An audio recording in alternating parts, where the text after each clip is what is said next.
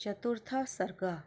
महर्षि वाल्मीकि का 24,000 श्लोकों से युक्त रामायण काव्य का निर्माण करके उसे लव कुश को पढ़ाना, मुनि मंडली में रामायण गान करके लव और कुश का प्रशंसित होना तथा अयोध्या में श्री राम द्वारा सम्मानित होकर उन दोनों का दरबार में रामायण गान सुनाना। श्री रामचंद्र जी ने जब वन से लौटकर राज्य का शासन अपने हाथ में लिया, उसके बाद भगवान वाल्मीकि मुनि ने उनके संपूर्ण चरित्र के आधार पर विचित्र पद और अर्थ से युक्त रामायण काव्य का निर्माण किया। इसमें महर्षि ने 24,000 श्लोक, 500 सर्ग तथा उत्तर सहित 7 कांडों का प्रतिपादन किया।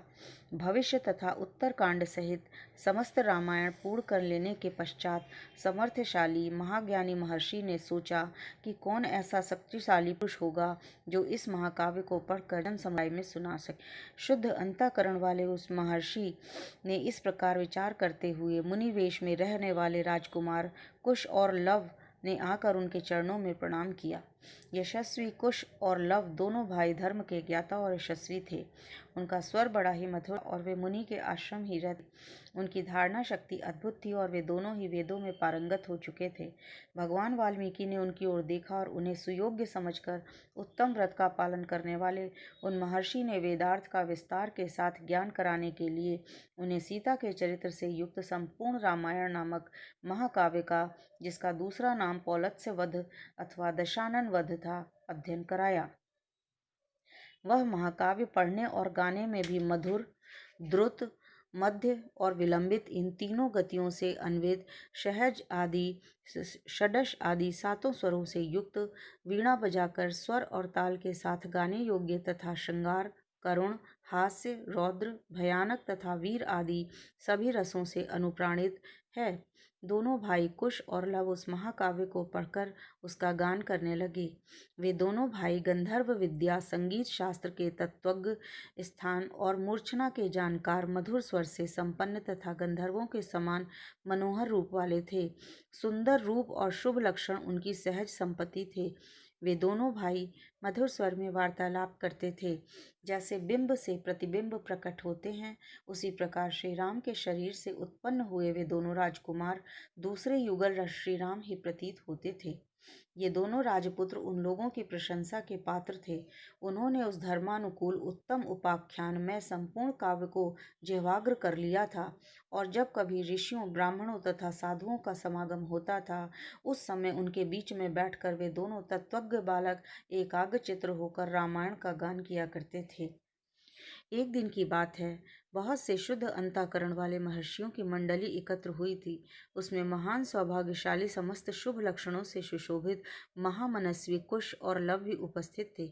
उन्होंने बीच सभा में उन महात्माओं के समीप बैठकर उस महारामायण काव्य का गान किया, जिसे सुनकर सभी मुनियों के नेत्रों से आंसू भर गए और वे अत्यंत विस्मय विमुग्ध होकर उन्हें साधुवाद देने लगे। मुनि धर्म वत्सल तो होते ही हैं। उन्हें धार्मिक उपाख्यान सुनकर उन सब के मन में बड़ी प्रसन्नता हुई। वे रामायण कथा के गायक कुमार कुश और लव की प्रशंसा जो के योग्य ही थे, इस प्रकार प्रशंसा करने लगे। अहो, इन बालकों के गीत में कितना माधुर्य है। श्लोकों की मधुरता तो और भी अद्भुत है। यद्यपि इस काव्य में वर्णित घटना बहुत दिन पहले हो चुकी है, तो भी इन दोनों बालकों ने इस सभा में प्रवेश करके एक साथ ऐसे सुंदर भाव से स्वर संपन्न रागयुक्त मधुर गान किया है कि वे पहले की घटनाएं भी प्रत्यक्ष सी दिखाई देती हैं, मानो अभी अभी आंखों के सामने घटित हुई हों। इस प्रकार उत्तम तपस्या से युक्त महर्षिगण उन दोनों कुमारों की प्रशंसा करते और वे उनसे प्रशंसित होकर अत्यंत मधुर राग में रामायण गान किया करते थे। उनके गान से संतुष्ट हुए किसी मुनि ने उठकर उन्हें पुरस्कार के रूप में एक कलश प्रदान किया। किसी ने महायशस्वी महर्षि ने प्रसन्न होकर उन दोनों को वक्कल वस्त्र दिए। किसी ने काला मृगचर्म भेंट किया तो किसी ने यज्ञोपवीत दिया। एक ने कमंडलू दिया तो दूसरे महामुनि ने मुंज की मेखला भेंट की। तीसरे ने आसन और चौथे ने कौपीन प्रदान किया। किसी अन्य मुनि ने हर्ष में भरकर उन दोनों बालकों के लिए कुठार अर्पित किया। किसी ने गेरुआ वस्त्र दिया तो किसी मुनि ने चीर भेंट किया। किसी दूसरे ने आनंदमय होकर जटा बांधने के लिए रस्सी दी तो किसी ने समिधा बांधकर लाने के लिए डोरी प्रदान की। एक ऋषि ने यज्ञ पात्र दिया तो दूसरे ने काष्ठभार समर्पित किया। किसी ने गूलर की लकड़ी से बना हुआ पीढ़ा अर्पित किया तो कुछ लोग उस समय उन्हें आशीर्वाद देने लगे, बच्चों, तुम दोनों का कल्याण हो। दूसरे महर्षि प्रसन्नता पूर्वक बोल उठे, तुम्हारी आयु बढ़े। इस प्रकार सभी सत्यवादी मुनियों ने उन दोनों को नाना प्रकार से वर दिए।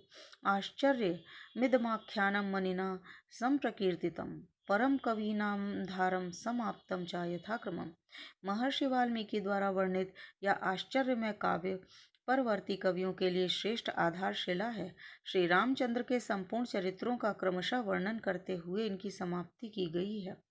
संपूर्ण गीतों के विशेषज्ञ राजकुमारों, यह काव्य आयु एवं पुष्टि प्रदान करने वाला तथा सबके कान और मन को मोहने वाला मधुर संगीत है। तुम दोनों ने बड़े सुंदर ढंग से इसका गान किया है। एक समय सर्वत्र प्रशंसित होने वाले राजकुमार कुश और लव अयोध्या की गलियों और सड़कों पर रामायण के श्लोकों का गान करते हुए विचर रहे थे। इसी समय उनके ऊपर भरत के बड़े भाई श्री राम की दृष्टि पड़ी। उन्होंने उन समादर योग बंधुओं को अपने घर बुलाकर उनका यथोचित सम्मान किया। तदंतर शत्रुओं का संहार करने वाले श्री राम स्वर्णमय दिव्य सिंहासन पर विराजमान हुए। उनके मंत्री और भाई भी उनके पास ही बैठे थे। उन सबके साथ सुंदर रूप वाले उन दोनों विनयशील भाइयों की ओर देखकर श्री रामचंद्र जी भरत, लक्ष्मण और शत्रुघ्न से कहा, ये देवता के समान तेजस्वी दोनों कुमार विचित्र अर्थ और पदों से युक्त मधुर काव्य बड़े सुंदर ढंग से गाकर सुनाते हैं। तुम सब लोग इसे सुनो। यूं कहकर उन्होंने उन दोनों भाइयों को गाने की आज्ञा दी। आज्ञा पाकर वे दोनों भाई वीणा के लय के साथ अपने मन के अनुकूल तार उच्च एवं मधुर स्वर में राग अलापते हुए रामायण काव्य का गान करने लगे। उनका उच्चारण इतना स्पष्ट था कि सुनते ही अर्थ का बोध हो जाता था। उनका गान सुनकर श्रोताओं के समस्त अंगों में हर्षजनित रोमांच हो जाता था और उन सबके मन तथा आत्मा में आनंद की तरंगें उठने लगती थी।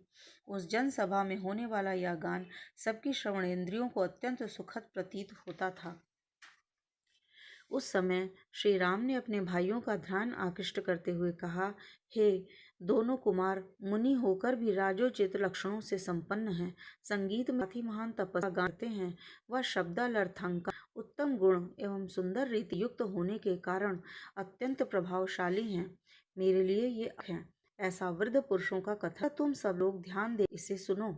तदनंतर श्री राम की आज्ञा से प्रेरित होकर वे दोनों भाई मार्ग विधान की रीति से रामायण का गान करने लगे।